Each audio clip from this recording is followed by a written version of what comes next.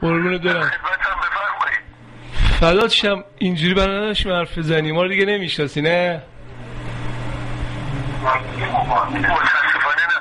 یعنی شمارتون که افتاده به قول اینجا انان افتاده، یعنی ناشناس افتاده. این بود که متوجه نشدم. جونم برم تو انانت محمد جون. چی؟ میگم محمد جون برم تو انانه. من برات تنگ شده. اسمت باشه محمد جون، منم رسول. محمد رسول. آره جون. قربونت برم. چطوری؟ نه دیگه نه. نگو دلم تنگ شده. اگه دل تنگ شده بود این همه مدت یه زنگ میزدی. قرار بود عکس تو بفرستی، نمیدونم. برو. هزار قرار مدد داشتیم. هیچ کدوم خبری نشد. برو ایمیلاتو نگاه کن. ایمیل با هزار بار چک کردم. قرار شد از صورت از هیکلت مثلا تو بیرونی یا تو خونه اصلا قرار شد چند تا از باید بفرستی. اصلا قرار شد تلفن بزنی. اصلا تلفن گفتی رفتم نمیدونم کیش رفتم کجا رفتم. حالا لابد رفته بودی قله دماوند. جیگرتو بخورم جانم جونم. فداش بشم. چرا زنگ نزدی بهم؟ بابا افسرده الان 2 بار شده. به زنگ زدم. 2 بار 3 بار. افسرده شده بودم. خب چطوری؟ کجایی؟ میگم که افسرده. نمی‌تونم. محمد یه خیانت کردم. چی؟ یه خیانت کردم بهت. چیکار کردی؟ از دستم در رفت. چیکار کردی؟ دیگه اون کاری که نباید میکردیم کردیم دیگه. با کی؟ او یکی این بچه ها. چند سالشه؟ من سن و سال خودمه. نه یه 5-6 سال بزرگتره.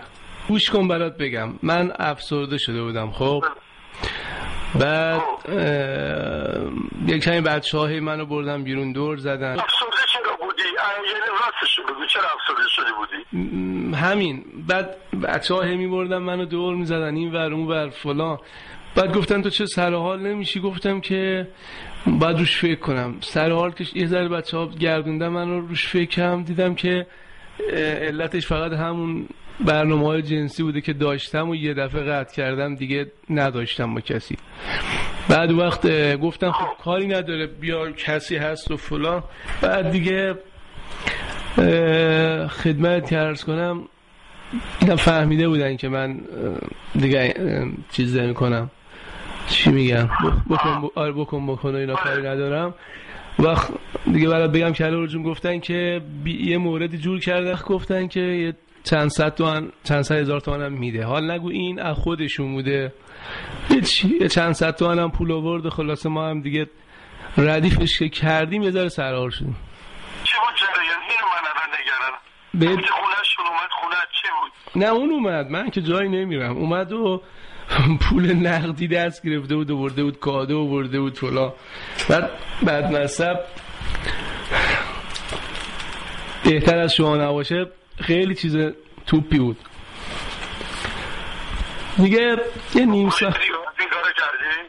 یعنی ها؟ یه بوسیدی از این کارو کردی؟ نه بابا گاییدمش. بوسیدمش چیه؟ ببین حالا چیکار میکنی؟ من الان هیچ چیزی نمیگم. از این به بعد چیکار میکنی؟ محمد جون بگم ببین من یه موردی هستم که میپسندن چه کار کنم. من رفتم سر کار یه جایی. خب رفتم تو رختکن لباسمو در آوردم، با شورت بودم که لباسامو عوض کنم. گوشت با منه؟ یکی از این زنای که اونجا کارمند بوده تازه شوهرم داشته، اینجور که بچه‌ها میگفتن، این بدن منو از پشت دیده. خب دیده کسی نیست اونجا، اومد پیش من یه ذره اعدا ریخت و خودشو لوس کرد و اینا. اومد درخواست از اون کارا داد. یه دختری بود. یه دختری که یه 10 روز پیش این اومد و اینطوری کرد و اینا.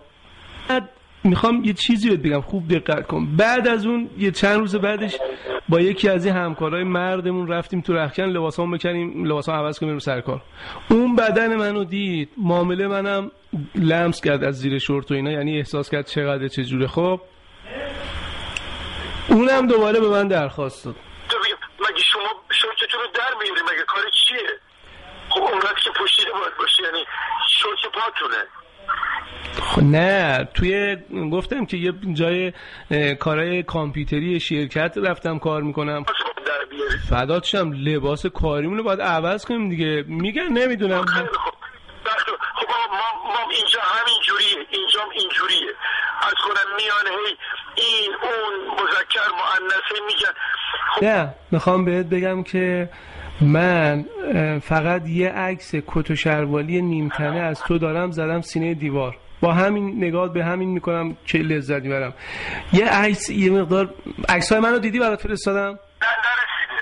من اینجوری عکس میخوام، یکی از صورتت اصلا ببینم چه شکلی، یکی از تمام هیکلت، یعنی مثلا تو بیرون پارکی هستی یا تو خونه پشت میزی پاتو دراز کردی، یکی از وقت از پاهات برام بفرست. میگم مثلا نشستی مامانت، بابات، خواهرت، برادرت، یکی دو تا عکس از رفیقت، عکس ازت بگیره اونجا نشستی، از کنم از صورتت، از تمام هیکلت، مثلا رو صندلی نشستی، از کنم یکی دو تا عکس خودت میتونی از پاهات بگیری. محمد جون میگم که من دوربین ندارم، صبر بکن حقوقمو بگیرم، اولین حقوقمو.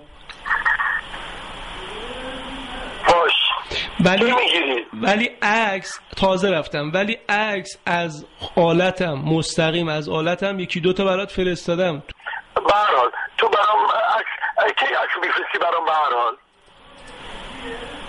من یه 25 روز دیگه، 20 روز دیگه اولین حقوقمو میگیرم. اگر اینا از من ردم نکنن از اونجا 20 روز دیگه حقوقمو میگیرم، میرم یه دوربین اول میخرم.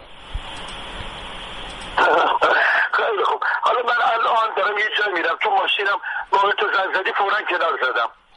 کنار زدم قبول دارم. خیلی خوب. پس آخرین کلمه رو بگیم و برو دیگه. بگو تو بگو. رسول جون دوست دارم. بگو. دوست دارم. گفتم دوست دارم. محمد جون جان، من میخوام یه ذره بازتر حرف بزنم. بگم تو تلفن شوخی نکن، فقط بگو چی میخوای بگی. خب چجوری بگم؟ دوست داری بگو دوست دارم.